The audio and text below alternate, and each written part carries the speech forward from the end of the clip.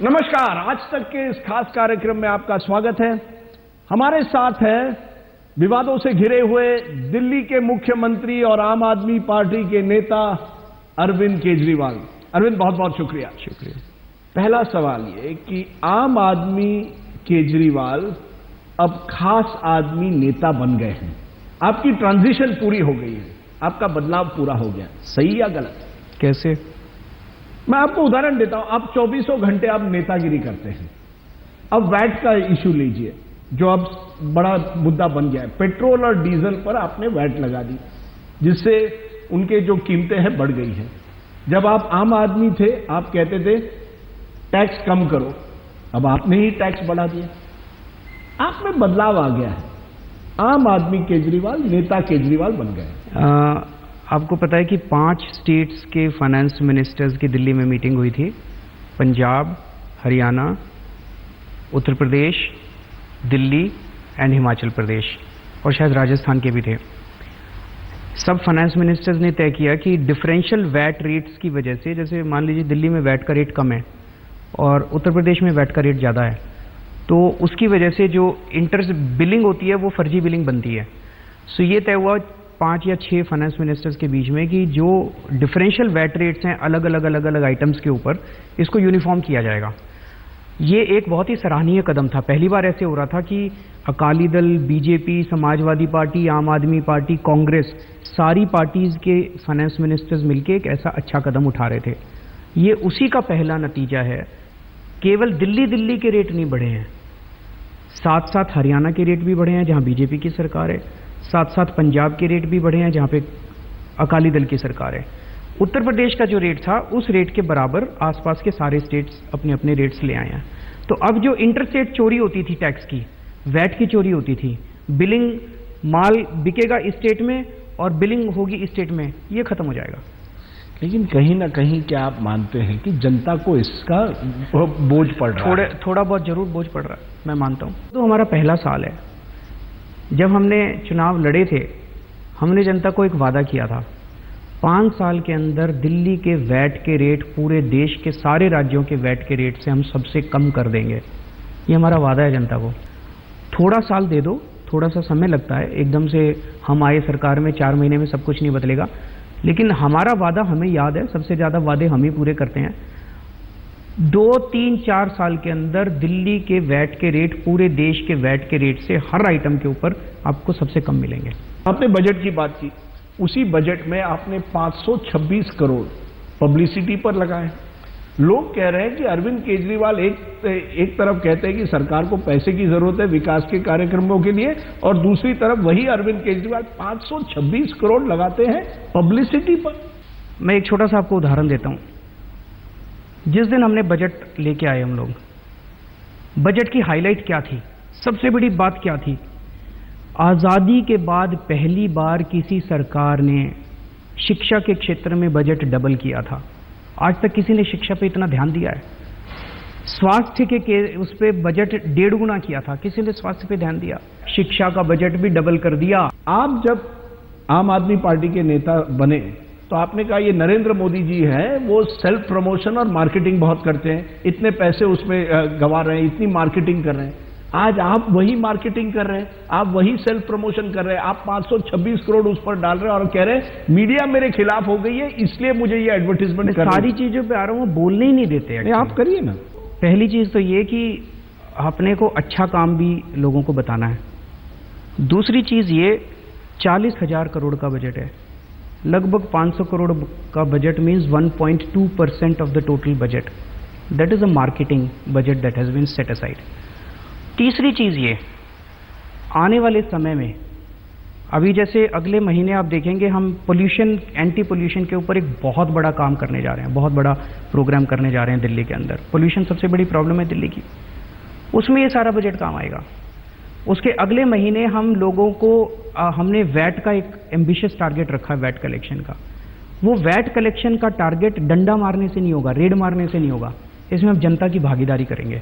हम जनता के अंदर ये माहौल पैदा करेंगे कि मैं अगर टैक्स दे रहा हूं तो मैं देश में स्कूल बनाने और अस्पताल बनाने के लिए कंट्रीब्यूट कर रहा हूं। 2 मिनट की ऐड देखी जहां आपका नाम 11 बार आता है, आज जो प्रशांत भूषण जो आपके विरोधी बन गए, वो कहते हैं ये पूरा अरविंद केजरीवाल अपने आप को एक पर्सनालिटी कल्ट बनाने के लिए ये सब कर रहे हैं, ये सेल्फ प्रमोशन कर रहे हैं, इसमें कोई मार्केटिंग सरकार की नहीं हो रही है, अरविंद केजरीवाल की हो रही है। देखिए, ये देश ना तो प्रशांत भूषण जी के हिसाब से चलेगा, ये तो कोर्ट के हिसाब से चलेगा। कोर्ट में PIL फाइल की, कोर्ट ने रिजेक्ट कर दी।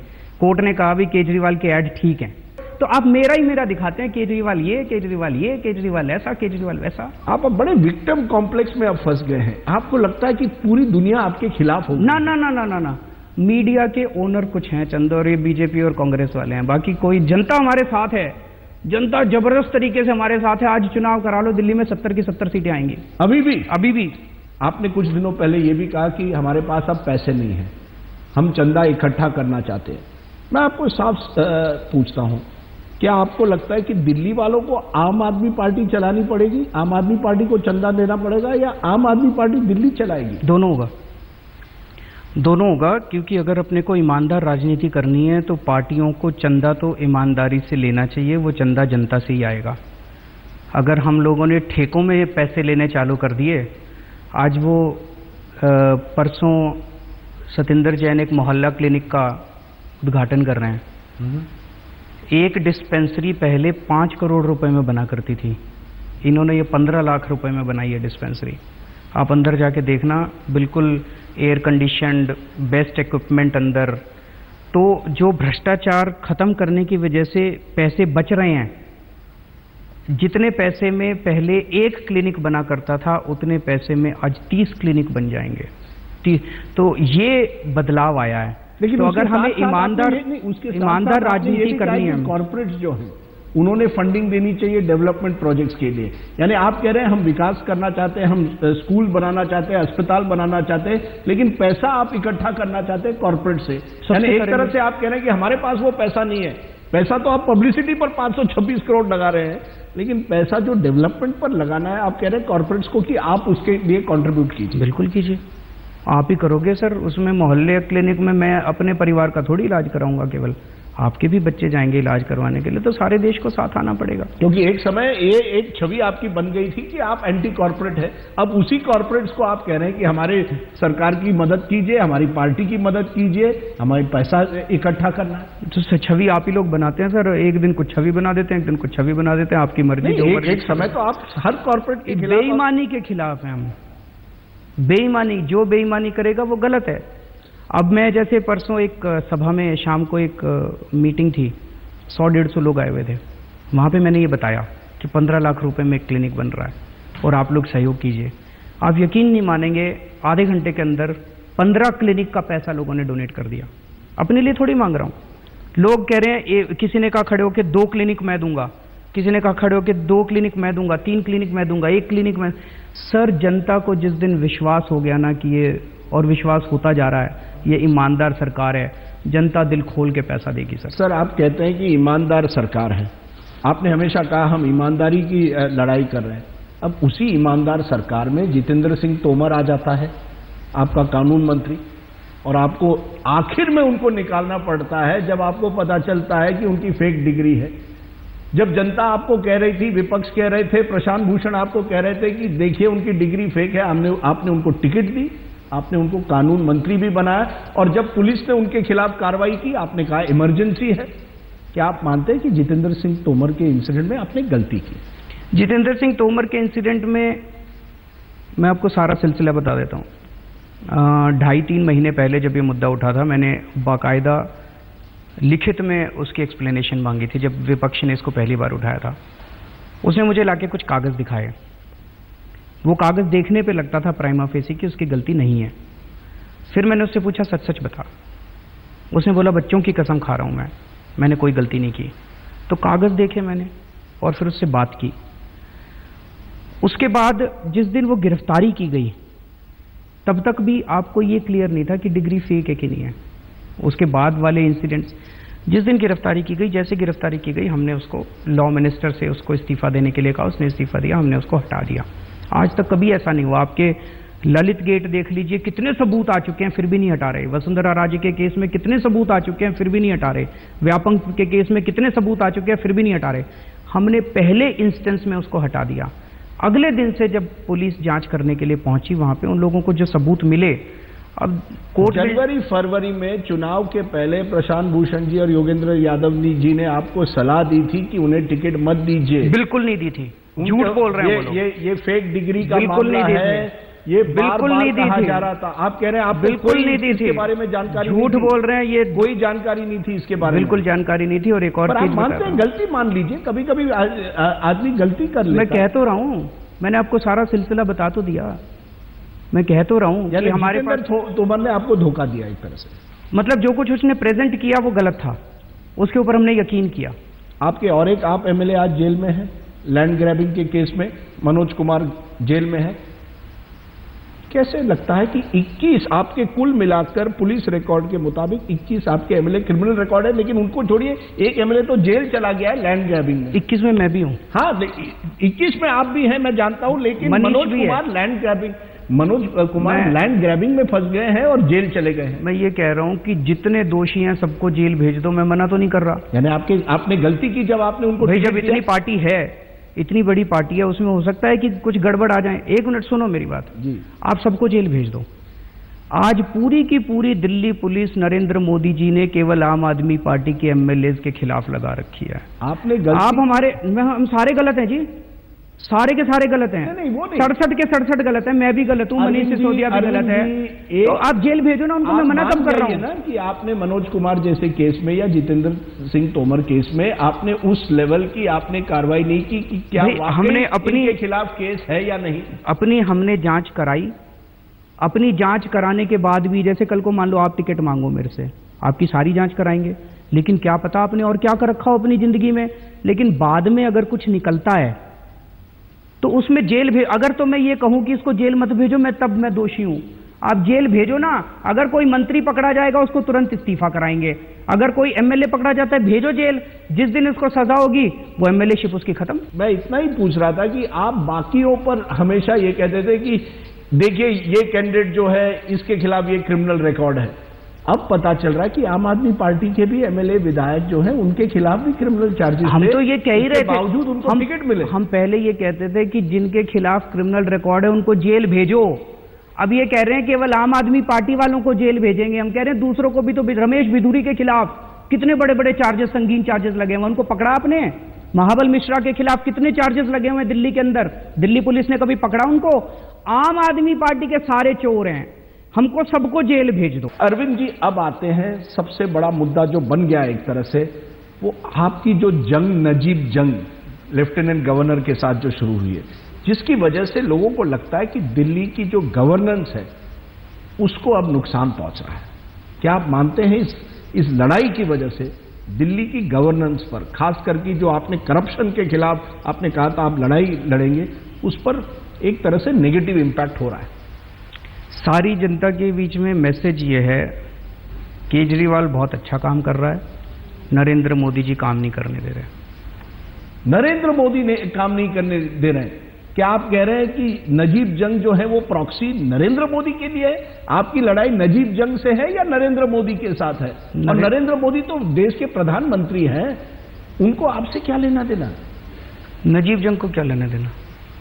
वो तो लेफ्टिनेंट गवर्नर है। तो लेफ्टिनेंट गवर्नर कोई हमारी जायदाद की लड़ाई थोड़ी है। कोई ऐसा थोड़ी है कि पैसे की लड़ाई हो रही है, जायदाद की लड़ाई हो रही है, जमीन बट रही है मेरे और नजीब जंग जी के बीच। नजीब जंग को मेरे से लड़ने में क्या मिलेगा? नहीं, लेकिन मैं आपसे ये पूछ रहा हूँ, आपसे पूछ रहा हूँ, नजीब जंग जी को मेरे से लड़ने में क्या मिलेगा? मैंने आपको पूछा कि नजीब जंग के साथ आपकी क्या जंग है? आप कह रहे हैं नरेंद्र मोदी जी नहीं चाहते कि अरविंद केजरीवाल काम सारा देश कह रहा है, मैं नहीं कह रहा। आज आप सर्वे करा लीजिए अपने चैनल पे कि नरेंद्र मोदी जी, वो सारे ये जानते हैं कि नजीब जंग की हिम्मत थोड़ी है कि इस तरह से अड़चन अड़ाएंगे। नरेंद्र मोदी जी नजीब जंग जी के थ्रू केजरीवाल को काम नहीं करने देना चाह रहे, और केजरीवाल काम अच्छा कर रहा है, लोग काम से बहुत खुश हैं। नहीं, आप कह रहे हैं काम से खुश है। एंटी करप्शन का मुद्दा लीजिए। एंटी करप्शन ब्यूरो में आपने अपने एक तरह से अपनी नॉमिनी जो है एसएस यादव को रखा, लेफ्टिनेंट गवर्नर ने, अच्छा एक चीज बताओ, लेफ्टिनेंट गवर्नर ने मीना जी को रखा। अब एक ऐसी स्थिति आ गई है, एंटी करप्शन ब्यूरो का हेड जो है वो आपकी बात नहीं सुनता, उसको तो लेफ्टिनेंट गवर्नर ने वहां रखा है। यानी करप्शन का जो मुद्दा था, करप्शन वाले पे भी आते हैं, उस पर भी नुकसान पहुंचा, क्योंकि एंटी करप्शन ब्यूरो अब फंक्शन ही नहीं कर रहा है। पिछले 1 महीने में कोई बड़ा केस भी नहीं उठाया। चुनी हुई सरकार के 2 डिपार्टमेंट्स के ऊपर जबरदस्ती पुलिस और पैरामिलिट्री फोर्स भेज के अगर कब्जा कर लिया जाए, तो अगर आडवाणी जी कहते हैं कि इमरजेंसी के हालात नजर आ रहे हैं, तो क्या गलत कहते हैं? तीसरी चीज वो कह रहे हैं जी, ऑर्डर पास कर दिया उन्होंने, चपरासी से लेके चीफ सेक्रेटरी तक की सारी अपॉइंटमेंट्स हम करेंगे। तो फिर मुख्यमंत्री की कोई क्यों सुनेगा? सबको पता है भाई, होम मिनिस्ट्री के चक्कर लगाओ, वहां से आप पीएमओ के चक्कर लगाओ, दिल्ली की सारी अपॉइंटमेंट तो वहां से होती है। कभी सुना आपने भारत के इतिहास में कभी ऐसा हुआ हो? पर क्या वर्किंग रिलेशनशिप नहीं होनी चाहिए आप में और लेफ्टिनेंट गवर्नर के बीच में? अगर दिल्ली चलाना है, आपको नहीं लगता कि वर्किंग रिलेशनशिप? आपने एक इंटरव्यू में ये कह दिया कि नजीब जंग जो हैं, वो अगर अमित शाह के वॉचमैन उनको बुलाएं वो वहां चले जाएंगे। इस तरह की अगर बातें आप करेंगे पब्लिक लाइफ में, तो वर्किंग रिलेशनशिप कैसी होगी? मैं वही इशारा करने की कोशिश कर रहा हूं कि आदेश पीएमओ से दिए जा रहे हैं, आदेश बीजेपी हेडक्वार्टर से दिए जा रहे हैं। इसके प्रमाण क्या है? इसके पास आपके प्रमाण क्या है? एविडेंस क्या है? जब आप कहते हैं कि आदेश बीजेपी कार्यालय से दिए जा रहे हैं, आदेश पीएमओ से दिए जा रहे हैं कि अरविंद केजरीवाल को काम करने नहीं दो, तो इसके पास आपके एविडेंस क्या है? हमारी सरकार बनी एंटी करप्शन के प्लैंक पे बनी। हमने एंटी करप्शन का हेल्पलाइन शुरू की, एंटी करप्शन की पूरी जो डिपार्टमेंट था उसको रीऑर्गेनाइज किया, एसएस यादव को लेके आए, अच्छा काम किया। और दिल्ली के अंदर एक माहौल बन गया था कि अब भ्रष्टाचार में भारी कमी आई है।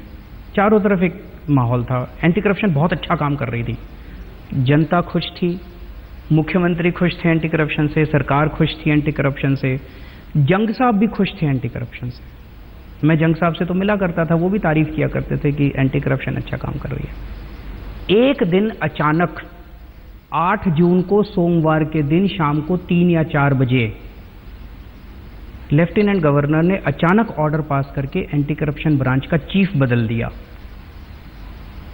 बिना मुख्यमंत्री को बताए, बिना सरकार को बताए, सीक्रेट तरीके से उन्होंने एंटी करप्शन ब्रांच का चीफ बदल दिया। क्यों बदला? एलजी साहब को तो कोई लेना देना नहीं था। मैं बहुत सीनियर कैबिनेट मिनिस्टर से भी मिला हूं, मैं बहुत बीजेपी के बड़े बड़े नेताओं से भी मिला हूं। सब लोगों का एक ही कहना है कि सबको ये डर था कि मैं किसी कैबिनेट मिनिस्टर के खिलाफ एफआईआर दर्ज करने के लिए, हमारी एसीबी जो है वो किसी XYZ कैबिनेट मिनिस्टर के खिलाफ एफआईआर करने जा रही थी। किसी बड़े ऑफिसर के खिलाफ आपने कार्रवाई नहीं की है। आपने कहा था शीला दीक्षित के खिलाफ और उनके मंत्रियों के खिलाफ, आपने जब कैंपेन किया था उनके खिलाफ आप करप्शन के चार्जेस लाएंगे, उनके खिलाफ आप कार्रवाई करेंगे, वो भी नहीं हुआ है। यानी कहीं ना कहीं ये जो भ्रष्टाचार की लड़ाई आप कहते हैं बड़े लोगों के खिलाफ आप करेंगे, वो कुछ हुआ नहीं है, क्योंकि आप कहीं ना कहीं इस टकराव के इस वातावरण में फंस गए हैं। मानते हैं या नहीं? कितने दिन हुए हमारी सरकार बने? अब 6 महीने हो जाएंगे। 8 जून के पहले कितने दिन हुए थे? शीला दीक्षित जी के टाइम के भ्रष्टाचार के खिलाफ पिछली बार हम 4 एफआईआर करके गए थे, उनके ऊपर कार्रवाई चल रही थी अभी। मुकेश अंबानी जी और मोइली जी के खिलाफ हम एफआईआर करके गए थे, उनके ऑफिसर्स को, आपका चैनल तो खैर नहीं चलाता लेकिन बाकी दूसरे मीडिया वालों ने चलाया था, उनके ऑफिसर्स को सम्मन किया जा रहा था, जांच चल रही थी, अब वो सारी जांच रुकवा दिया इन लोगों ने आके। ये बताइए, जब आपने एंटी करप्शन हेल्पलाइन शुरू की थी, पहले दिन पर 15,000 कॉल आए थे, आज केवल 1500 आते हैं और भी कम होते जा रहे हैं। मोदी जी से जाके लोगों का विश्वास कम हो रहा है। मोदी जी को बोल दीजिए कि अपनी पैरामिलिट्री फोर्सेस हटा लें और इनको हटा लें अपने को, कल 15,000 नहीं 15 लाख कॉल्स आ जाएंगे दिल्ली की एंटी करप्शन हेल्पलाइन पे। यानी आप मानते हैं कहीं ना कहीं ये भ्रष्टाचार की लड़ाई में अब आप विफल हो रहे हैं। अब आप मोदी जी को एक तरह से जिम्मेदार ठहरा रहे हैं, लेकिन आप मानते हैं सारी देश की जनता कह रही है भाई साहब, सारी देश की जनता कह रही है केजरीवाल काम अच्छा कर रहा है। क्या लेना देना है एक अरविंद केजरीवाल से? मोदी जी प्रधानमंत्री है, अन्य कई मुख्यमंत्री, आप अपने आप को उनके लेवल ले जाना चाहते हैं। पहले आपने बनारस में उनके खिलाफ एक तरह से मुहिम उठाई। सारा तो मैंने बताया, सारी राम कहानी बताने के बाद उनको ये डर था उन लोगों को कि उनके किसी मंत्री के खिलाफ एफआईआर होने वाली है। पुलिस वालों के खिलाफ क्यों नहीं करने दे रहे? क्योंकि पैसा नीचे से ऊपर तक पहुंचता है। फिर भी आप बार बार वही क्वेश्चन पूछे जा रहे हैं। आपको बता तो दिया कि क्या डर था उनको, इतना क्लियरली मैंने आज तक कभी नहीं बताया।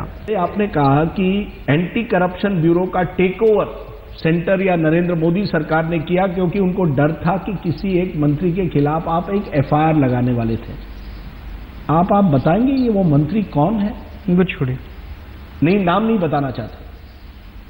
चलिए मुझे ये बताइए कि एक आरोप आप पर लग रहा है कि एक हाई कमांड कल्चर आपने बनाई है, और मैं उदाहरण दूंगा। जिस तरह से आप खुद ब्यूरोक्रेट थे, आईआरएस में थे, लेकिन जिस तरह से आपने ब्यूरोक्रेसी की ट्रीटमेंट की, शकुंतला गामलिन जो एक्टिंग चीफ सेक्रेटरी थी, जिस तरह से आपने पब्लिक रैली में उनको ह्यूमिलिएट किया, क्या संदेश दिया आपने ब्यूरोक्रेट्स को?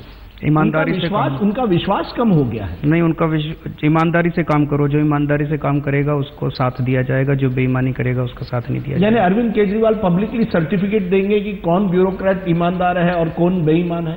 आप एक ऑटो ड्राइवर्स की रैली में जाते हैं और वहां कहते हैं शकुंतला गामलिन जो है वो लॉबिंग कर रही थी प्राइवेट डिस्कॉम्स के लिए। कागज दिखा देता हूं मैं। लेकिन क्या इससे किस तरह से काम होगा अगर आप ब्यूरोक्रेट्स को ह्यूमिलिएट करोगे पब्लिकली? आपने दूसरे हमने bureaucrat secretary services Anindo Majumdar अच्छे अफसर है, आपने उनको उनके दरवाजे को लॉक कर दिया क्योंकि उन्होंने केवल दस्तखत किया कि शकुंतला गामलिन जो है उनको हम एक्टिंग चीफ सेक्रेटरी बना रहे हैं। वैसे कैसे एक दस्तखत कर दिया और आपने उनको लॉकअप कर दिया इस तरह से? सेक्रेटरी सर्विसेज चीफ सेक्रेटरी कैसे बदल सकता है मुख्यमंत्री से बिना पूछे? उन्होंने तो एलजी से ऑर्डर लिया है। एलजी के पास पावर नहीं है ऑर्डर देने की। आप सरकार आप चला रहे हैं, सरकार मैं चला रहा हूं। जनता ने मेरे को चुना है, जनता ने एलजी साहब को चुना है। एक मिनट सुनिए, समझने की कोशिश कीजिए। सरकार कैसे चलेगी अगर ब्यूरोक्रेट्स आपका साथ नहीं देंगे? सारे साथ देंगे। दिल्ली सरकार के अंदर 1 लाख से ज्यादा अधिकारी हैं, किसी को तकलीफ नहीं हो रही। 2-4 के खिलाफ एक्शन लिया। अगर एलजी साहब सीधे ऑर्डर करना चालू कर देंगे, मैं गोपाल सुब्रमण्यम साहब की आपको वो दिखाऊंगा, मैंने ओपिनियन ली थी। गोपाल सुब्रमण्यम साहब का कहना है कि एलजी के पास पावर नहीं है सीधे अधिकारियों को ऑर्डर करने की। एलजी साहब मुख्यमंत्री को लिखें। अगर एलजी साहब ने सीधे ऑर्डर करने चालू कर दिए अधिकारियों को, तो मैं कहाँ हूं? सरकार नहीं चल सकती। सरकार तो हमें चलानी है। कानून में लिखा हुआ है कि अगर एलजी साहब को कोई दिक्कत है तो वो मुख्यमंत्री को लिखेंगे। मुख्यमंत्री और एलजी साहब के बीच में अगर डिफरेंस ऑफ ओपिनियन होता है तो एलजी साहब उस मामले को काउंसिल ऑफ मिनिस्टर्स को रेफर करेंगे। काउंसिल ऑफ मिनिस्टर्स और एलजी साहब के बीच में भी अगर कोई डिफरेंस ऑफ ओपिनियन होता है तो एलजी साहब उस मामले को राष्ट्रपति जी को भेजेंगे। वो 3 स्टेप्स रूल नंबर 45, 46, 47 है शायद टीबीआर का, उसको कभी फॉलो ही नहीं करते वो। हमने कई बार चिट्ठियां लिख लिख के कहा भाई संविधान के अंदर एक प्रक्रिया दी गई है कि एलजी और मुख्यमंत्री के बीच में अगर कोई डिफरेंस ऑफ ओपिनियन तो होगा ही होगा, तो उसको सॉल्व करने का तरीका दिया गया है।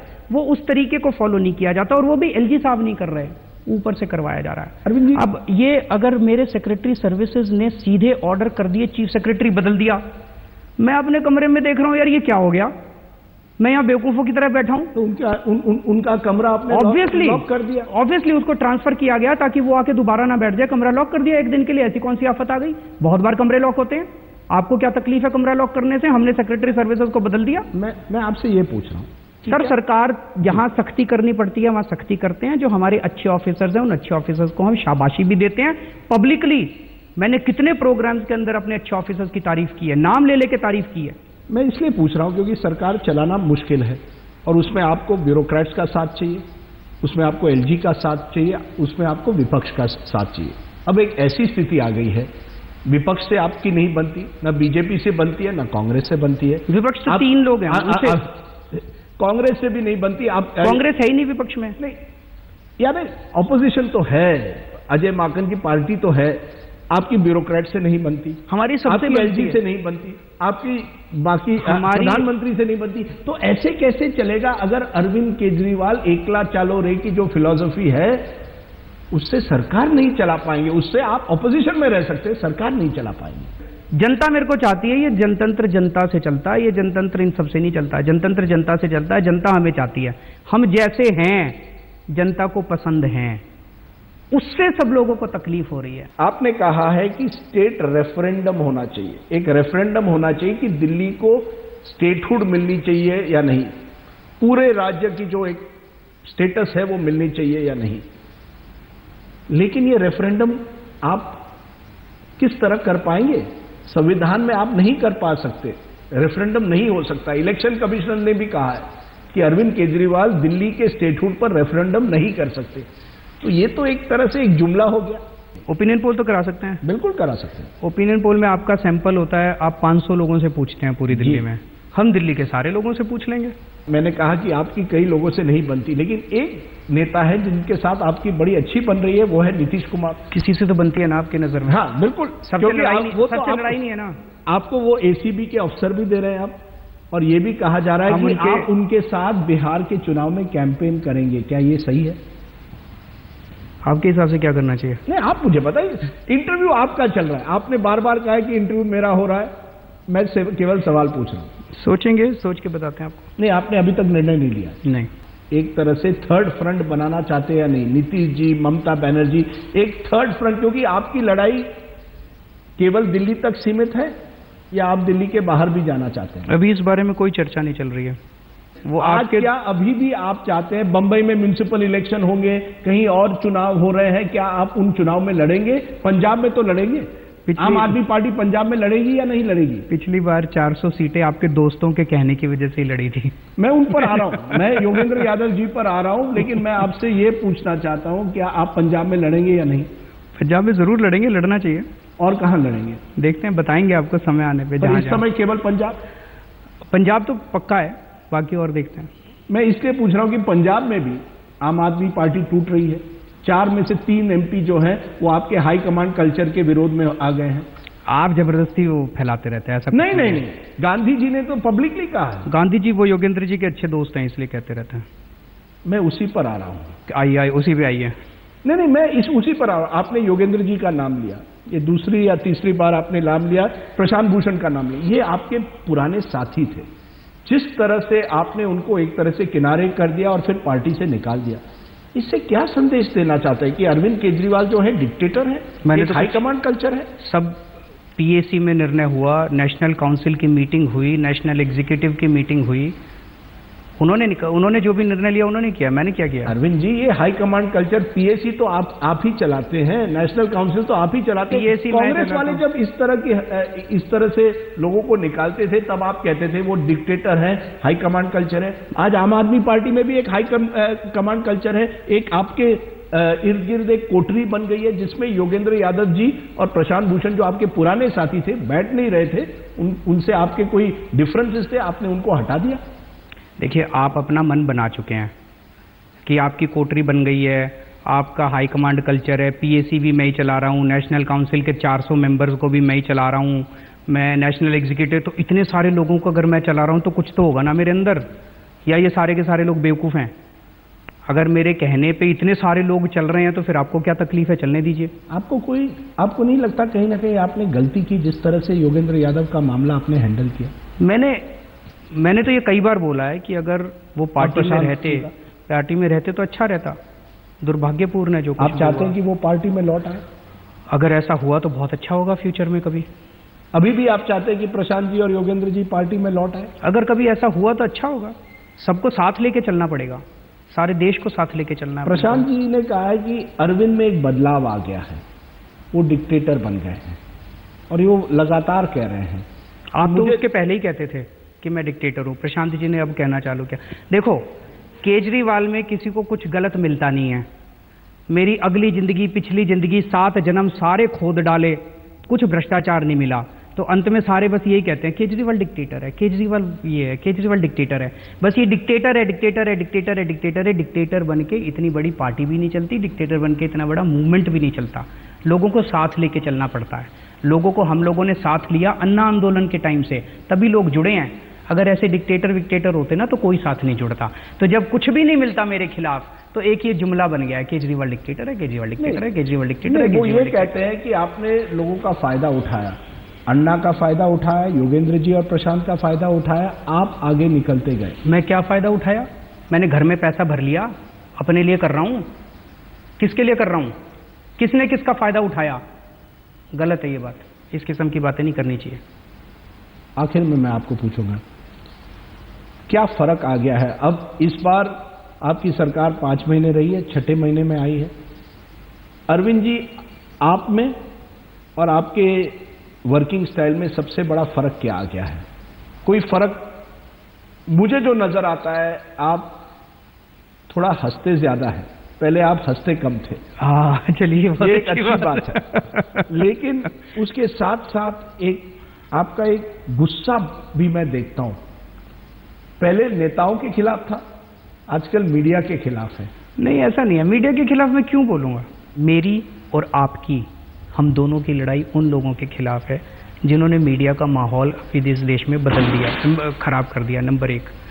नंबर 2, मीडिया की सबसे ज़्यादा ज़रूरत तो हम लोगों को है। अगर मैं कोई अच्छा काम करता हूँ, मुझे जनता तक ले जाने के लिए आप ही की तो ज़रूरत है। मैं आपसे दुश्मनी मोल लेके मैं कहाँ जाऊँगा? मैं आपसे दुश्मनी मोल नहीं ले सकता। मेरी आपसे केवल अर्ज़ इतनी है कि अगली बार जब आप स्टोरी चलाएं कि केजरीवाल के 526 करोड़ रुपए का ऐड बजट है, तो साथ में ये भी चलाइए कि वसुंधरा राजे जी का कितना है, ममता बनर्जी जी का कितना है, जयललिता जी का कितना है, कर्नाटका का, वो भी चला दीजिए। आप जब कहें कि केजरीवाल के घर का बिजली का बिल इतना आया, तो आप उसमें ये भी चलाइए कि जेटली जी का इतना आया, राजनाथ सिंह जी का इतना आया, मोदी जी का इतना आया, सबका चला दीजिए तो जनता तय कर। आप केवल मेरा ही मेरा चलाते हैं, मेरे खिलाफ ही, तो फिर वो अनबैलेंस्ड हो जाता है। बस इतनी सी रिक्वेस्ट है आपसे। अरविंद जी, आपने हमसे बात की, बहुत बहुत शुक्रिया। Thank you so much.